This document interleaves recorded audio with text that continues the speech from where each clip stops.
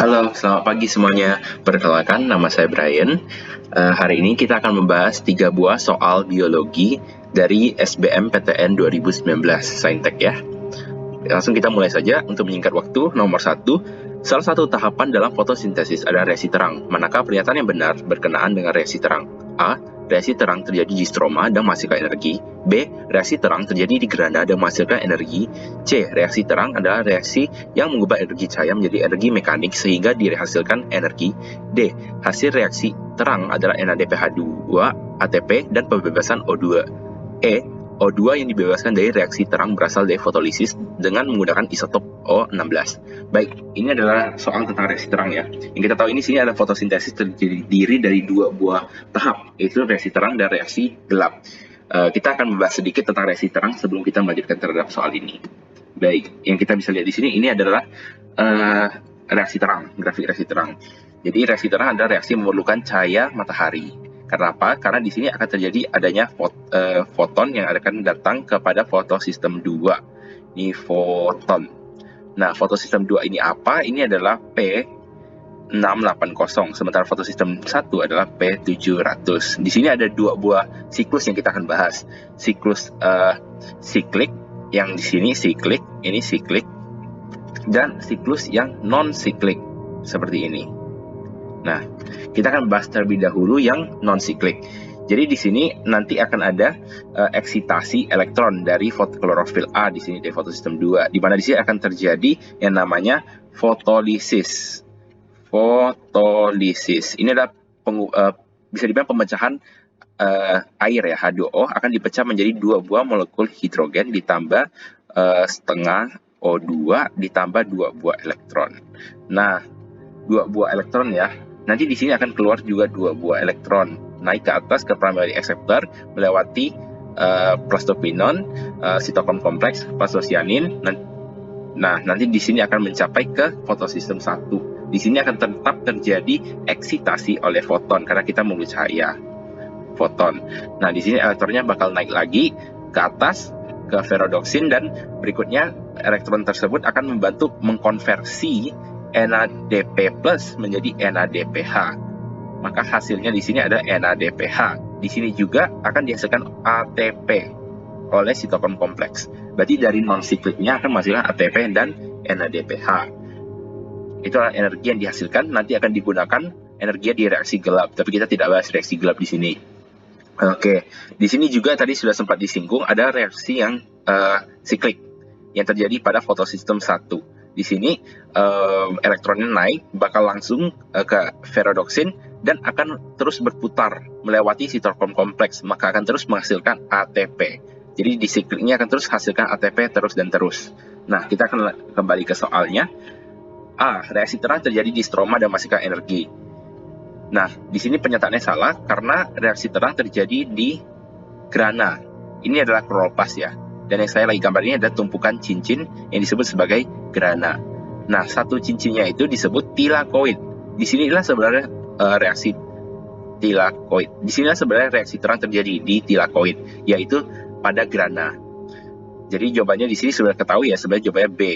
Sementara yang A salah.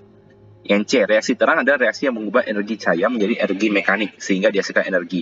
Nah, di sini salah karena kita bukan mengubah energi mekanik, tapi mengubah menjadi energi kimia dalam bentuk glukosa pada reaksi gelapnya nanti. Berarti ini salah. Hasil dari reaksi terang ada NADPH2, ATP, dan pembebasan O2. Di sini juga salah, walaupun benar sesuai grafik kita akan menghasilkan ATP dengan NADPH dan akan hasilkan juga oksigen di sini pada fotolisis, tapi soal di sini salah karena dia menyebutkan NADPH2. Berarti di sini pernyataannya juga salah. Yang terakhir adalah O2 yang dibebaskan dari reaksi terang berasal dari fotolisis dengan menggunakan isotop O16. Isotop ini adalah senyawa dengan berat yang berbeda ya karena neutronnya berbeda. Nah, di sini fotolisis itu terjadi karena ini pemecahan H2O dan di sini tidak ada isotop 16, tidak spesifik pada isotop 16. Jadi pernyataan ini kurang tepat juga. Jadi kita akan menjawab jawabannya benar yaitu B. Baik, itu adalah jawabannya. Berikutnya kita lanjut ke soal berikutnya. Baik, soal yang berikutnya adalah terhadap ini. Jaringan pada ginjal yang berfungsi dalam proses filtrasi adalah A. Epitel pipi selapis, B. Epitel pipi berlapis banyak, C. Epitel kubus selapis, D. Epitel kubus berlapis banyak, E. Epitel transisional. Nah, kita harus cermati dulu soalnya. Jaringan pada ginjal yang berfungsi dalam proses filtrasi. Pada proses filtrasi. Jadi pada ginjal apa yang bertanggung jawab terhadap filtrasi? Yaitu bagian glomerulus pada nefron. Baik ya, glomerulus. Jadi di sini akan terjadi ultrafiltration. Nah, kita akan tinjau pada opsi A terlebih dahulu. Baik, di opsi A ini adalah epitel pipi selapis. Ini berperan dalam pertukaran zat seperti waktu difusi dan filtrasi. Jadi karena kita memerlukan zat untuk menembus atau melewati suatu membran atau daerah, maka kita memerlukan epitel yang tipis, yang pipih selapis, seperti pada filtrasi. Berarti ini jawabannya benar ya. Nah, contoh lainnya misalnya alveolus, pembuluh darah, nah itu juga epitel pipih selapis. Berarti sebagai kita ketemu jawabannya A, kita lihat pilihan yang lain terlebih dahulu. Epitel pipih berlapis banyak ini berfungsi untuk, ini tadi untuk filtrasi ya, filtrasi dan difusi. Nah, sementara yang B ini itu berlapis banyak itu untuk proteksi. Contohnya untuk proteksi adalah kulit. Jadi kalau kita luka, biasa kita bisa lihat ada beberapa lapis pipih kalau kita lihat di bawah mikroskop. Yang berikutnya adalah kubus selapis. Kubus selapis ini berperan terhadap sekresi, proteksi, dan reabsorpsi. Nah, contohnya itu adalah tubulus ginjal. Kalau misalnya dia tanya tentang dalam proses reabsorpsi, berarti jawabannya C. Tapi ini karena filtrasi, jawabannya A. Berikutnya adalah epitel kubus berlapis banyak. Ini adalah untuk sekresi ya. Nah, contohnya ini adalah contohnya kelenjar keringat dan kelenjar ludah. Kalau yang terakhir ini epitel transisional itu identik ya. Kita sering bilang kalau ini yang biasanya untuk peregangan. Apa yang biasa perlu diregang itu biasanya kantong kemih, uretra, tapi biasa ini kantong kemih ya. Berarti jawaban di sini kita udah tahu jawabannya adalah A. Baik, kita lanjut ke soal berikutnya. Soal ketiga ini adalah berikut yang bukan merupakan ciri dari bryophyta. Baik, bryophyta ya. Jadi kita akan coba gambarkan diagramnya dengan singkat terlebih dahulu di samping sini ya. Nah, ada dua buah yang kita harus ketahui setidaknya untuk SBMPTN atau UTBK, yaitu lumut atau disebut sebagai bryophyta, dan ada yang namanya paku, tumbuhan paku, pteridophyta. Baik, nah di sini saya akan menjelaskan sedikit tentang metagenesisnya. Kita mulai dengan lumut ya, bryophyta yang kita akan bahas di sini. Berarti lumut ini mulai dengan spora dan dia akan berubah menjadi protonema. Ini identik ya, protonema. Berikutnya kan tumbuhan lumut.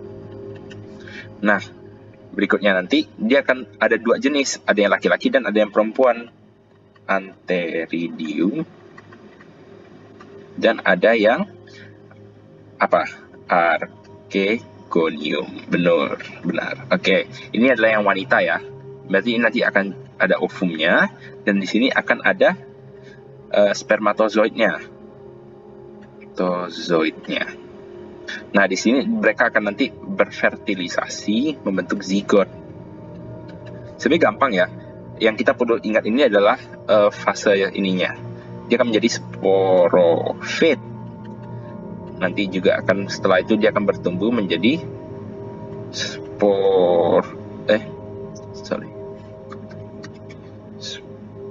sporogonium dan akan menjadi spora lagi. Ini akan terus berputar dan lanjut lagi mulai dari atas lagi. Sementara yang paku di sini,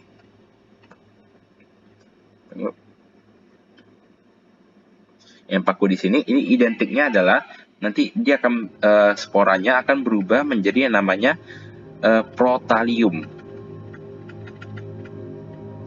Oke, sisanya sama di sini di bawahnya. Dia akan menjadi yang kita nggak bahas spesifik yang ini, karena kita akan bahas tentang yang Bryophyta. Nanti menjadi zigot sama, nanti akan menjadi tumbuhan paku. Nanti akan menjadi sporangium dan akan menghasilkan spora lagi. Nah, yang perlu kita ingat di sini adalah lumut itu identik terhadap protonema. Kalau yang paku adalah protalium. Nah, jadi kita langsung kembali ke soalnya ya. Berikut yang bukan merupakan ciri dari Bryophyta. Berarti kita akan memisahkan pernyataan yang benar dan pernyataan yang salah. Yang A ini adalah fase dominan adalah gametofit. Benar, Bryophyta memiliki fase dominan yang gametofit. Sementara paku memiliki fase dominan sporofit. Berarti ini pernyataannya benar. Spora berkembang menjadi protonema. Seperti yang tadi kita sudah sempat bahas, lumut atau Bryophyta akan sporanya berubah menjadi protonema. Berarti pernyataan tersebut juga benar. C. Belum memiliki jaringan pembuluh angkut. Benar, Bryophyta itu biasa dikatakan yang lebih kuno ya, lebih lama ya. Dia memang belum memiliki jaringan pembuluh angkut. Jaringan pembuluh angkut ini dimiliki oleh paku. Berarti ini pernyataan benar. Dan memiliki rhizoid D. Benar. Jadi akar daripada Bryophyta itu akar semu atau rhizoid. Berarti pernyataan benar. Memiliki daun tropofil dan sporofil. Ini pernyataannya salah. Nah, kenapa? Karena ini adalah identik dengan tumbuhan paku yang memiliki dua jenis daun berdasarkan fungsinya ini ya. Jadi tropofil itu berguna untuk fotosintesis, sedangkan ini tunggu saya tuliskan di sini tropofil ini untuk fotosintesis. Sementara sporofil ini adalah untuk menghasilkan spora. Ini adalah identik dengan paku. Berarti jawabannya adalah E. Baik, terima kasih. Itulah pembahasan 3 soal biologi SBM PTN 2019. Semoga sukses di UTBK-nya.